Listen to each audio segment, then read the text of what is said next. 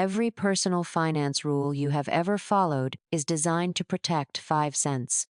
Nobody has a plan for the other 95. You are probably one of the responsible ones. You have got the 401k going, maybe a Roth, maybe a high-yield savings account you check more often than you would admit. You did the hard part, you learned how to save. But here is what nobody brought up. There is a second skill, and the people who are best at saving are usually the worst at it. Spending, not spending less. You have heard that lecture 1,000 times.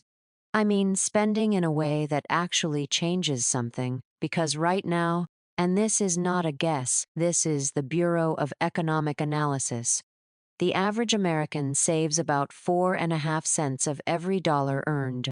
The other roughly 95 cents goes out the door. And if you are someone who already saves and invests, that 95 cents is not your problem. The problem is where those cents are landing. Think about it like this. Last month, you probably spent money on food that made you feel worse, not better.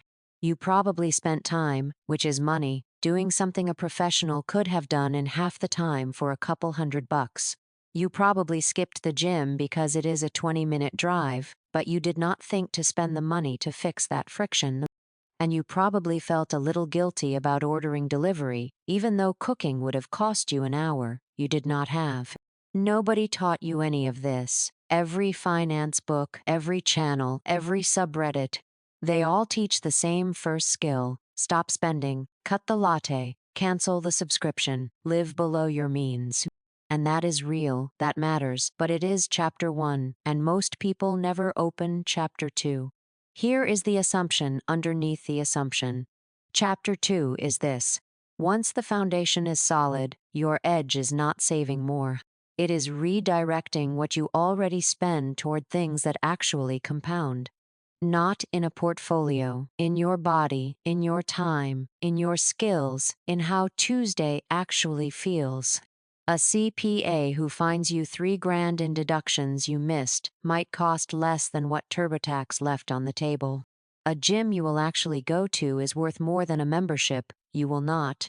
A $3,000 certification that could bump your salary by $15,000 would pay for itself within the year. A study out of the McCombs School of Business at UT Austin, published in the Journal of Experimental Social Psychology, found that people report higher happiness from experiential purchases than material ones, regardless of price. That assumption breaks under one condition, and you have already met it. You already have the money. It is already being spent. Roughly 95 cents of every dollar gone every month, like clockwork. The only question, the one that nobody is asking you, is whether the life you are buying with it is the one you actually want. The assumption was, learn to save, and the spending takes care of itself. It does not. That is where chapter 2 starts.